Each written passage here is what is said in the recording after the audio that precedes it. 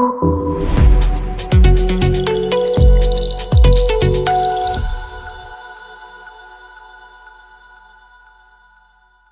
matin, oui, nous allons encore regarder au texte donc de Galates. Galates chapitre 2, du verset 11 au verset 14. Je lis selon la version Louis II. Mais lorsque Céphas vint à Antioche, je lui résistai en face, parce qu'il était répréhensible. En effet, avant l'arrivée de quelques personnes envoyées par Jacques, il mangeait avec les païens, et quand elles furent venues, il s'esquiva et se tint à l'écart par crainte des circoncis. Avec lui, les autres Juifs usèrent aussi de dissimulation, en sorte que Barnabas même fut entraîné par leur hypocrisie.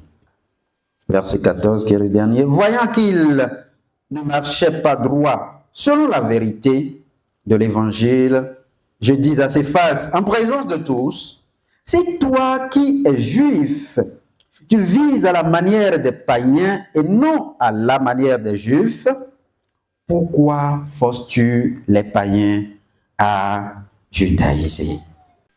Prions. Notre Père qui est dans le haut des cieux, nous te disons merci. Merci pour cette occasion que nous avons encore ce matin de partager ta bonne parole. Oui, Éternel, tu nous disposes pour, Éternel, nous enseigner. Tu nous mets ici ensemble pour ouvrir nos oreilles et y mettre ta parole. Nous désirons, Seigneur, que tu règnes au milieu de nous. Nous désirons que tu prennes en charge, Éternel Dieu, notre écoute. Qu'il en soit ainsi maintenant, qu'il en soit ainsi jusqu'à la fin. Merci parce que tu nous as entendus et que tu as déjà opéré. Béni sois-tu au nom de Jésus. Amen. Bien-aimés dans le Seigneur, ce matin, l'Éternel Dieu veut que nous partagions encore ses propos les plus succulents, ses propos les plus instructifs, ces propos qui nous amènent, comme je l'ai dit tout à l'heure, à voir et à faire la différence entre le monde dans lequel nous sommes et à savoir comment nous comporter pour qu'un beau jour, pour que le jour que lui-même il a préparé, il puisse nous regarder comme vraiment de fidèles serviteurs. Et notre marche sur cette terre est très déterminante pour que ce beau jour soit véritablement une chose qui honore non seulement le Seigneur, mais qui nous valorise nous-mêmes parce que nous aurions fait ce que le Seigneur veut. Parce que nous aurions par nos attitudes amené beaucoup d'autres qui sont encore en arrière vers l'Éternel Dieu. Et vous êtes d'accord avec moi, nous sommes dans un pays où bien sûr l'Évangile n'est pas véritablement la chose la mieux partagée. Eh bien, lorsque vous êtes dans les groupes, dans des forums, lorsque vous vous affichez comme celui-là qui a accepté le Christ, et toutes les fois qu'il y a un débat qui s'approche de cela, vous vous identifiez comme tel, alors vous avez les flèches qui sont lancées systématiquement. Il y a des groupes dans lesquels on n'ose même plus dire un mot parce que chaque fois, il y a quelqu'un qui cherche à trouver des éléments pour attaquer les chrétiens. Mais est-ce que c'est déjà ça qui doit nous empêcher de véritablement dire et de montrer qui nous sommes?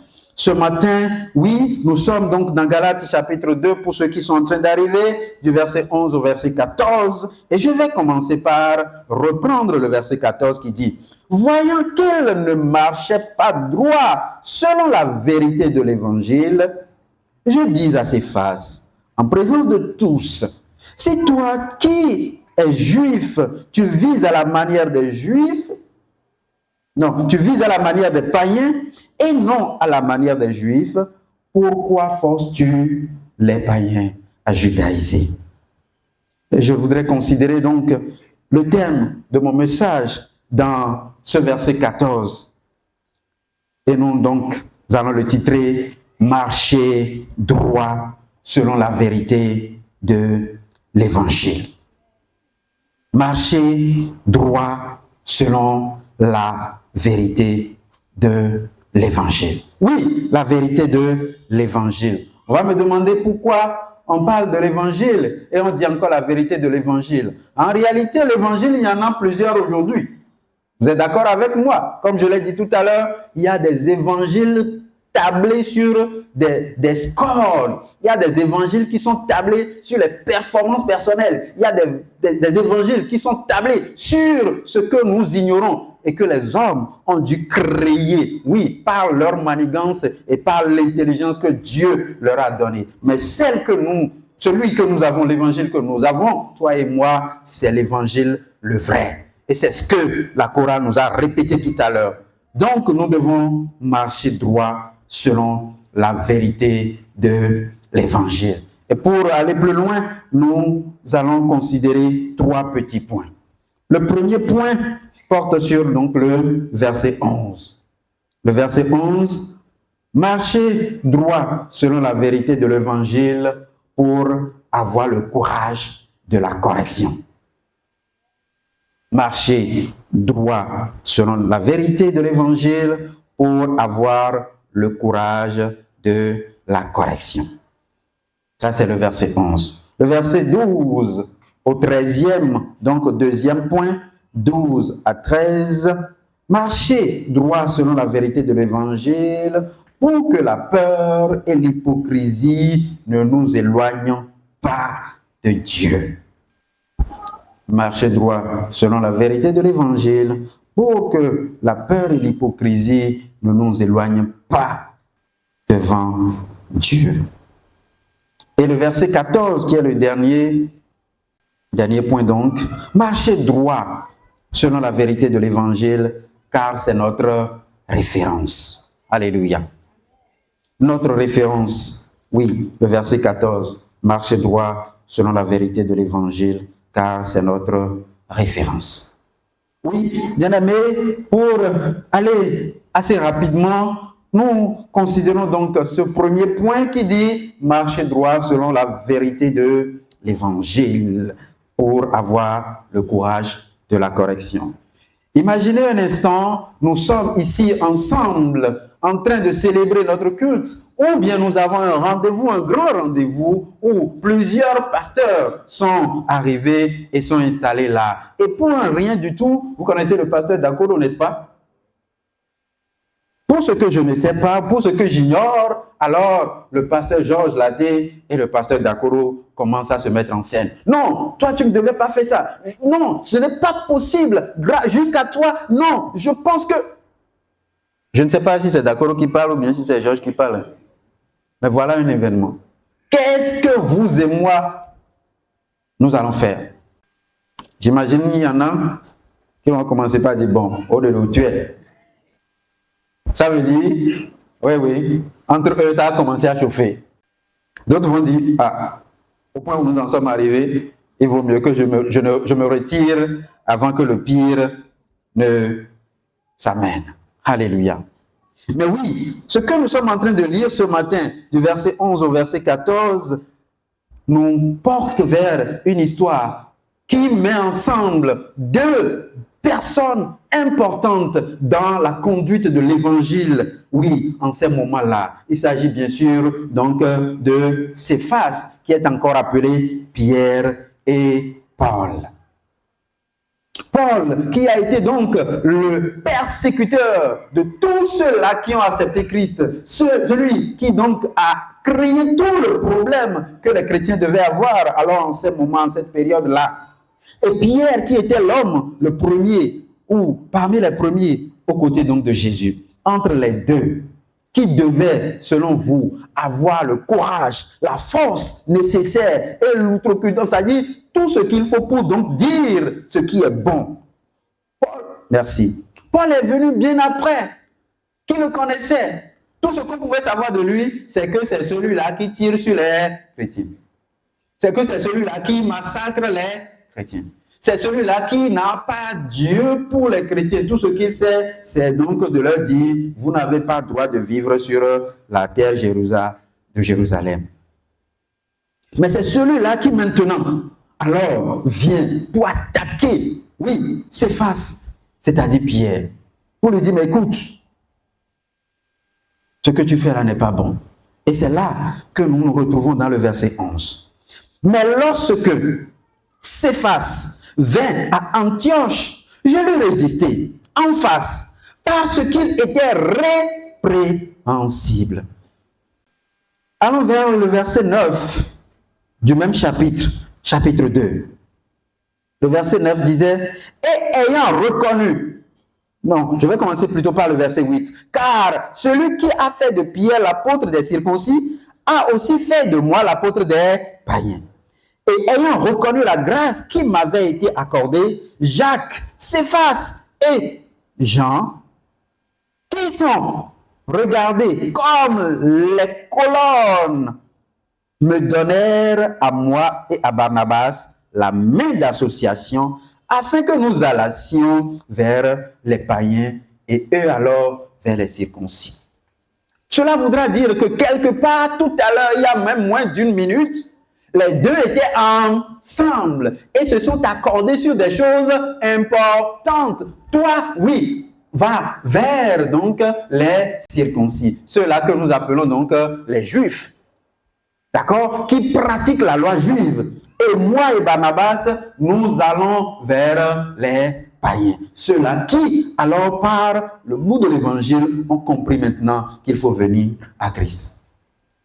Malgré que Pierre ou Paul n'étaient pas considérés comme, alors, cet homme qui avait la possibilité, oui, de parler avec courage et amener les gens vers Christ, il a commencé son ministère et il est en train d'avancer petitement. Et là où il en est arrivé, Pierre a dit, écoute, je suis d'accord avec toi. Toi, va vers l'autre côté et enseigne-leur l'évangile. Et moi, je serai de ce côté vers les miens en train de leur enseigner l'évangile.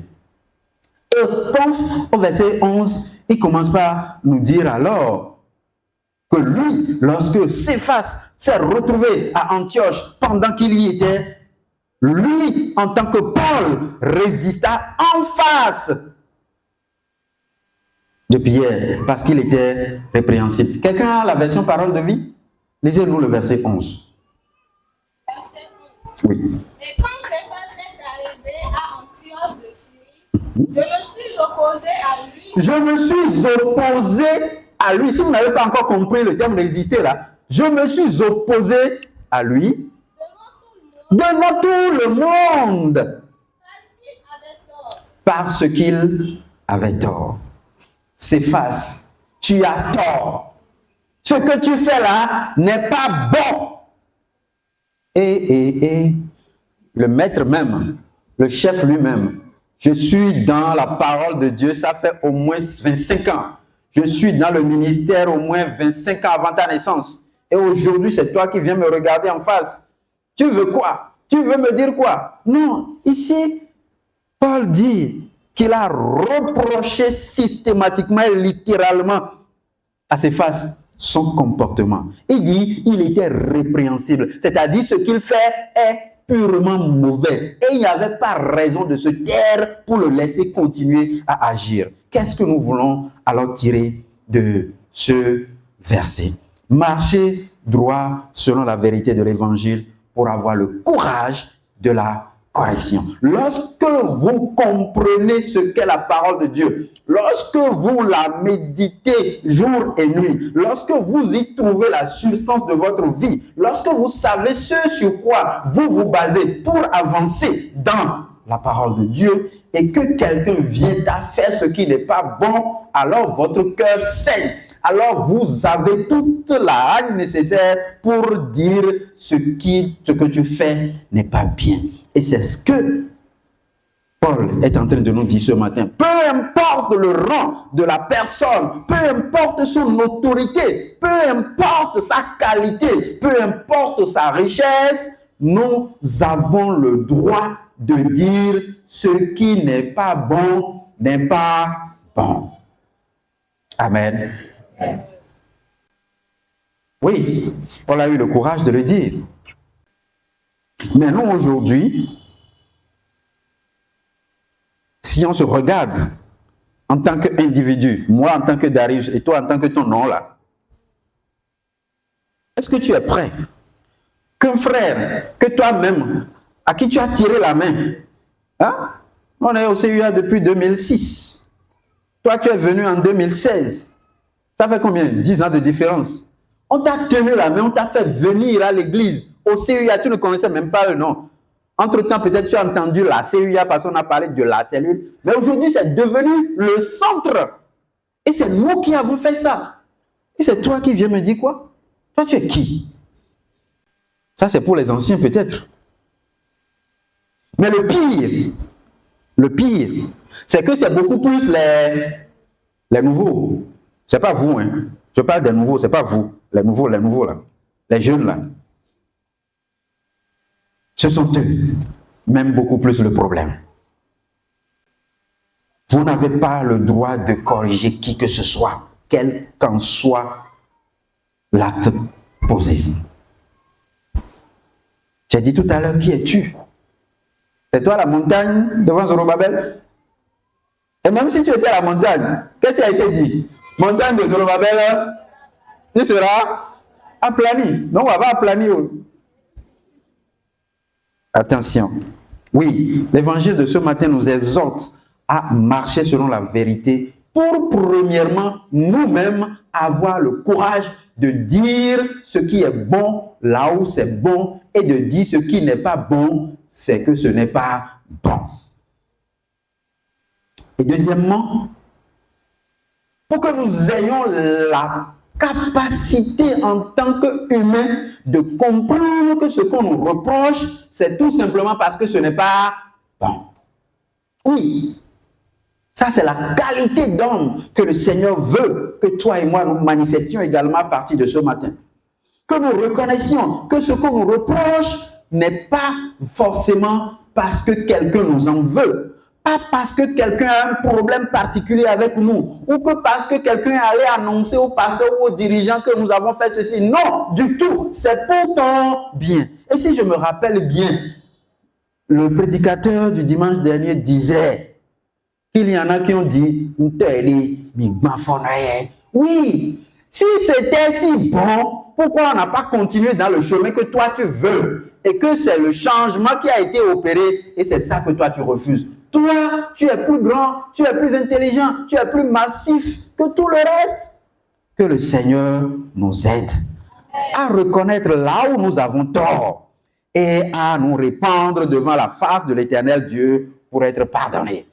Et également que nous ayons le courage de ne pas nous faufiler dans les choses, de ne pas croire en ce que nous allons modifier les propos pour permettre à quelqu'un de rester toujours collé à nous pour avancer. Non, il va plutôt te traîner dans ta marche. Dis-lui simplement ça là, ce n'est pas bon. S'il veut qu'il se corrige. Que le Seigneur nous aide. Marcher selon la vérité de l'évangile pour avoir le courage de la correction. C'est très important pour chacun de nous. Et même si nous sortons d'ici en tant qu'Église et que nous allons dans nos sociétés, dans nos lieux de service, nous devons avoir cette capacité d'écouter lorsqu'on nous dit « Ceci que tu as fait n'est pas bon, il faut corriger. » Ah d'accord, j'ai compris. Tu te corriges. Mais c'est nous les chrétiens qui manifestons pour dire « Non, nous avons l'intelligence la plus modélisée possible. » Non plus que l'IA. Et nous oublions que les gens nous observent, que les gens nous regardent, que les gens veulent qu'au travers de nous, ils puissent tirer quelque chose. Si tu ne le fais pas, tu n'as pas le courage de corriger ou le courage d'accepter la correction, le moment venu, tu vas te retrouver en difficulté. Et c'est ce que le Seigneur ne veut pas ce matin. Il voudrait plutôt que tu comprennes ces propos ou ce comportement de Céphas ou de Paul qui réprimande de façon systématique son ami Céphas pour lui dire « Attention, mets-toi dans les rangs, fais ce qui est bon, laisse ce qui est mauvais. » Je lui résistais en face. À quoi vas-tu résister en face? À qui veux-tu résister en face? Résister en face ne veut pas dire affronter. Ça, c'est différent. Hein? Ça ne veut pas dire insulter. Ça ne veut pas dire injurier, mais dire de façon claire et simple ce qui est bon et ce qui n'est pas bon. Rappeler le frère, rappeler la sœur, donc, à faire ce qui est correct. Lui montrer le chemin de façon la plus droitement possible pour que lui-même dise un jour, c'est grâce à ce frère qu'aujourd'hui, je suis encore debout dans la maison de l'Éternel. Le Seigneur t'interpelle. Et lorsque tu as le courage donc de dire ce qui est bon et ce qui n'est pas bon, tu as alors cette facilité à ne pas donc t'éloigner de la face de Dieu parce que tu es toujours en train d'identifier ce qui est correct. C'est pourquoi les versets 12 et 13 ont été intitulés « Marcher droit selon la vérité de l'Évangile » pour que la peur et l'hypocrisie ne nous éloignent pas de Dieu. Verset 12. En effet, avant l'arrivée de quelques personnes envoyées par Jacques, il mangeait avec les païens. Et quand elles furent venues, il s'esquiva et se tint à l'écart. Pourquoi? Par crainte des circoncis, qui mangeait avec les païens. Il s'agit bien sûr de Pierre. Pierre était à table avec les païens. Celui que eux, ils appelaient encore les incirconcis. Lorsque tu es dans l'application systématique de la loi juive, tu considères tous ceux qui ne sont pas juifs comme étant donc des païens. Ils n'ont rien à partager avec toi. Vous, en tant que juif, vous avez des viandes qui sont consacrées que vous ne devez pas manger. Vous avez des lois de Moïse qu'il faut respecter à la lettre. Mais les autres, n'ayant pas appris cela, n'ayant pas connu cela, sont considérés comme des gens différents. Et donc, vous n'avez aucun lien avec eux. C'est pourquoi le verset 9 que nous avions lu tout à l'heure disait que plutôt Pierre se retrouvait avec les Juifs, tandis que c'était Paul et Barnabas qui devaient aller vers les païens. Mais alors que Pierre enseignait et augmentait la foi donc de ses frères juifs et leur disait, ou du moins, même s'il ne l'avait pas dit, ses actes pouvaient confirmer qu'il disait simplement, nous ne pouvons pas être ensemble avec les païens. C'est ce Pierre-là qui, au verset 12, Paul vient nous dire qu'il mangeait avec les païens. Et quand les gens, alors, les personnes que Jacques a envoyées, commençaient à venir, qu'est-ce qui s'est passé? Pierre, ils prennent par où? Ils se retrouvent derrière le rideau. Il ne veut pas qu'on le voie. Pourquoi Pierre évitait qu'on le voie? Parce qu'il avait peur. Il avait peur de ce qu'il était en train de dire de l'autre côté et de ce qu'il est en train de faire ici maintenant. Il disait, nous ne devons pas être ensemble, nous ne pouvons pas être ensemble avec eux. Mais ici maintenant, c'est lui-même qui disait cela, qui est assis confortablement. Et il n'est pas en train de parler avec eux pour qu'on dise, peut-être qu'il est en train de tenter de leur dire, oui, voilà ce que vous devez faire. Mais plutôt, il a la fourchette et la cuillère en main, en train d'avaler donc les morceaux de je ne sais quoi. Et s'il était encore là jusqu'à ce que ces gens de Jacques, n'oubliez pas le verset 9, nous disait qu'il était avec Jacques et Jean. Donc, les gens que Jacques a envoyés venaient le retrouver là, alors il y a problème. Qu'est-ce qui allait se passer dans le camp des Juifs? En réalité, Pierre s'est éclipsé, Pierre a fui tout simplement parce qu'il avait peur. Peur du comportement ou de l'attitude que ces personnes-là allaient pouvoir avoir lorsqu'ils vont le découvrir en train de manger avec les païens. En tant que chrétien, en tant que jeune chrétien, en tant qu'homme chrétien, femme chrétienne, qu'est-ce que nous faisons lorsque ces moments-là arrivent? Est-ce qu'il y a aujourd'hui des gens que nous pouvons considérer comme des païens et nous ne devons jamais avoir contact avec eux? Je pense que non. Parce que ce faisant, nous n'aurons jamais l'opportunité donc de leur parler de Jésus. Mais il y a plutôt des personnes qui sont plutôt représentées par des choses, des comportements, des actes que nous posons aujourd'hui. Et lorsque nous savons qu'un frère est en train d'approcher, nous sommes obligés, avec O majuscule, de nous séparer de ce groupe. Oui, jeune chrétien, garçon, fille, qu'est-ce que tu fais de ta sexualité? Qu'est-ce que ça te donne comme image? Qu'est-ce que ça t'apporte en tant que chrétien? Qu'est-ce que tu appelles chrétien alors? Et qu'est-ce que ton comportement alors enseigne aux autres qui t'observent? Et lorsque cela arrive, qu'est-ce que nous faisons? Lorsqu'on voit un frère, même s'il est sur moto, dès qu'on le découvre, on baisse la tête. Parce qu'on ne sait pas si Dieu va l'amener avec son Esprit Saint à regarder de ce côté-là et aller nous identifier. On cherche à éviter les regards.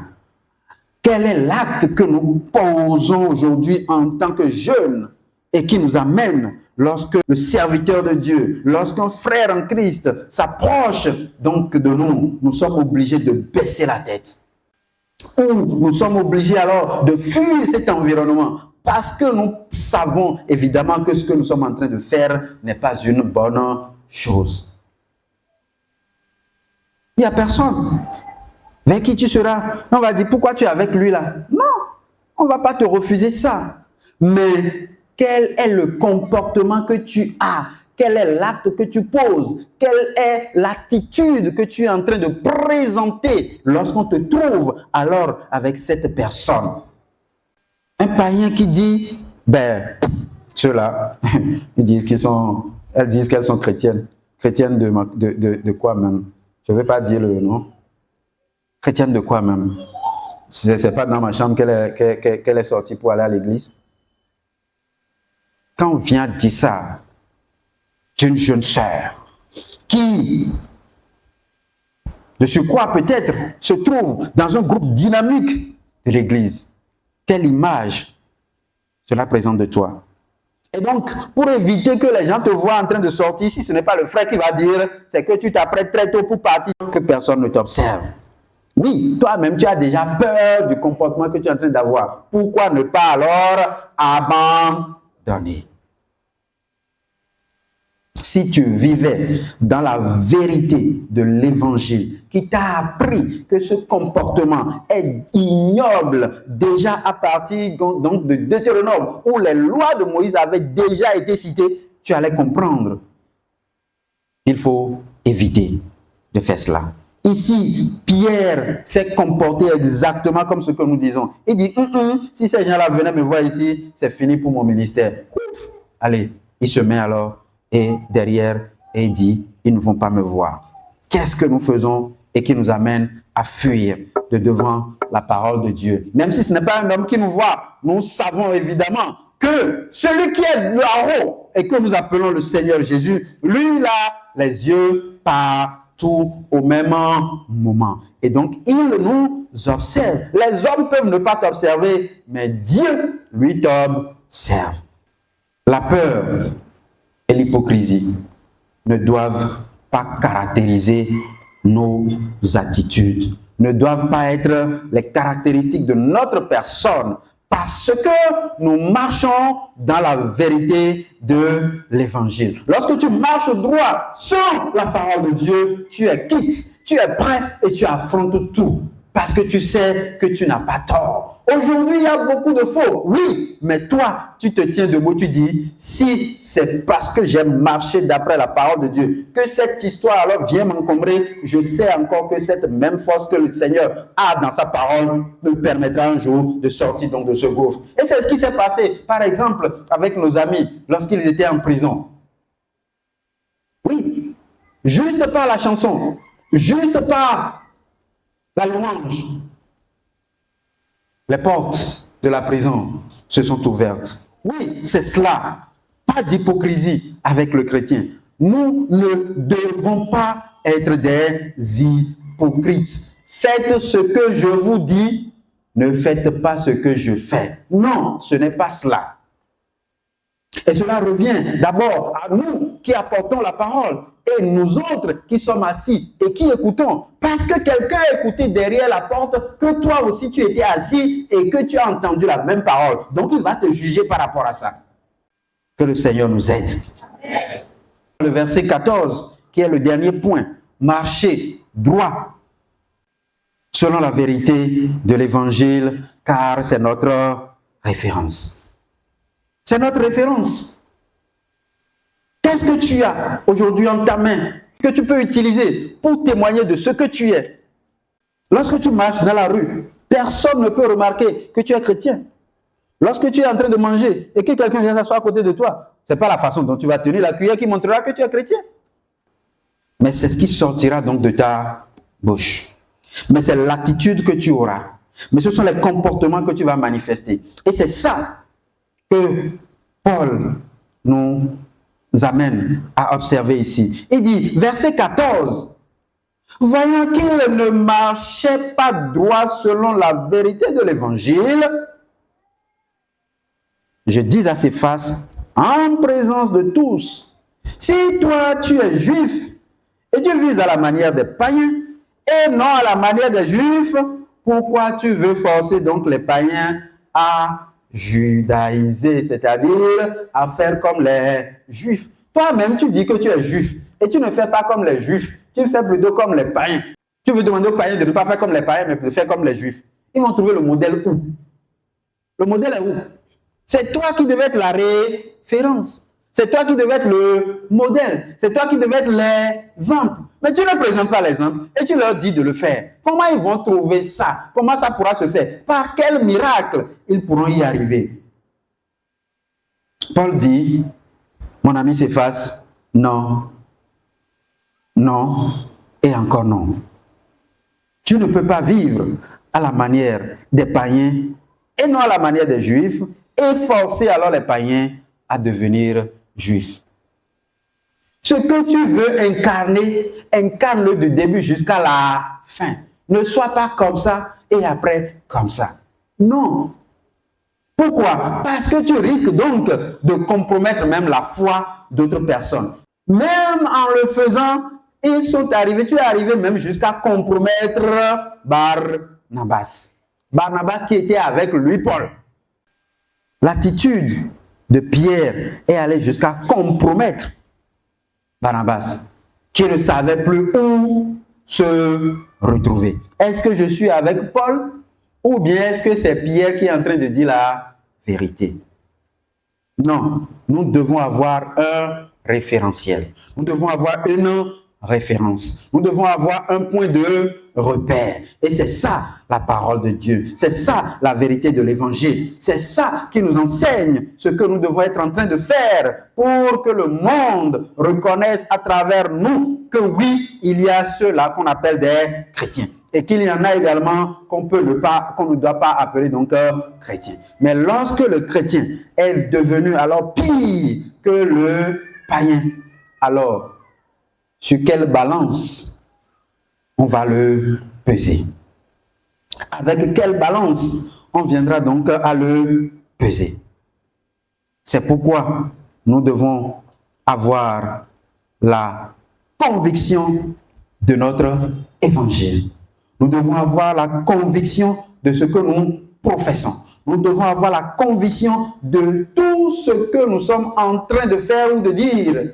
La Bible dit que tout ce que nous faisons et qui n'est pas fruit de conviction est donc un péché.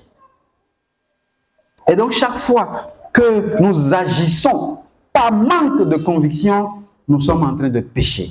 Mais lorsque nous nous basons sur l'évangile de Jésus, lorsque nous marchons au travers donc de la vérité qui est dans cet évangile, lorsque nous reconnaissons la place de Christ et l'œuvre qu'il a accomplie pour nous, et nous voulons alors témoigner de cette œuvre au milieu des nations, nous devons avoir la conviction que Christ effectivement est mort pour nous et qu'il a été ressuscité également pour que nous soyons aujourd'hui appelés chrétiens. Petit Christ, pas pour être enfoui dans les lots. Petit Christ, pas pour ne pas être reconnu, mais petit Christ pour vraiment montrer l'identité de Christ au travers donc de tout ce que nous faisons. Bien-aimés, Paul, ce matin, nous ramène à l'évangile. Paul nous ramène à la vérité qui se trouve dans l'évangile. N'oubliez pas, le dimanche passé, on nous a enseigné sur comment l'évangile libère, comment est-ce que l'évangile apporte donc l'amour. Mais aujourd'hui, Paul, le même, nous ramène à la parole de Dieu qui dit, vous devez, pendant que vous êtes en train de vous aimer, savoir et pouvoir détenir le courage de vous corriger les uns les autres. Et vous devez également vous comporter de manière à ne pas vous présenter comme des hypocrites ou ne pas avoir peur de la pression sociale. Oui, la pression sociale aujourd'hui, c'est tout ce qui est dans ce monde où tu n'es pas avec eux, où tu n'es pas positionné, où tu n'es pas avec eux, où tu n'as pas cette bourse, où tu n'es pas avec eux, on ne t'accorde pas ceci. Mais dans le même temps, il y en a qui continuent d'avoir les mêmes privilèges. Pas parce qu'ils se sont accoquinés avec eux, mais parce que, oui, le moment est arrivé. Lorsque le Seigneur détermine le moment pour toi et moi, c'est fini. Plus rien ne peut donc l'arrêter. Ils peuvent avoir leur club, ils peuvent avoir leur réseau, mais l'Éternel définit ton temps, le temps arrive et ça va s'accomplir. Alors pourquoi vas-tu continuer à avoir peur? Pourquoi vas-tu continuer à jouer à de l'hypocrisie? Oui, ceux-là, ce sont des chrétiens. Et parce que tu as entendu ça, et tu sais que ceux-là qu'on a appelés des chrétiens, ils sont en train d'être mis de côté par rapport à tel privilège, tu commences pas à jouer au jacouetu. Donc, trouver le moyen de passer donc de ton groupe à un autre groupe. Non, ce n'est pas de cela qu'il est question. Non, le Seigneur ne nous appelle pas à cela. Paul nous rappelle que nous devons avoir un repère, une référence. Et lorsque nous sommes au niveau de ce repère-là, nous n'avons plus rien à avoir. Donc, de quoi nous devons avoir peur, mais au contraire, nous devons foncer parce que le Seigneur, notre Dieu, a défini cet instant pour nous. Qu'il en soit ainsi pour chacun de nous. Je conclurai, bien-aimés, pour dire, faisons la part des choses. Faisons la part des choses. La vérité selon l'évangile de Christ et la vérité selon l'évangile de ce monde. Les deux sont présentés à nous. Les deux nous observent et nous devons également, nous sommes en train déjà de les observer également. Mais nous devons pouvoir prendre ce qui est bon. Continuer à marcher. On n'a pas dit marcher selon l'évangile, mais on a dit marcher droit. Nous devons aller chercher à comprendre pourquoi droit. C'est ça ce qu'il faut, marcher droit. Donc, sans aller à gauche ni aller à droite, mais en comptant sur la puissance de la vérité de cet évangile. Et que le Seigneur fasse de nous ce pourquoi il nous a amenés sur cette terre. Que son nom soit béni. Shalom.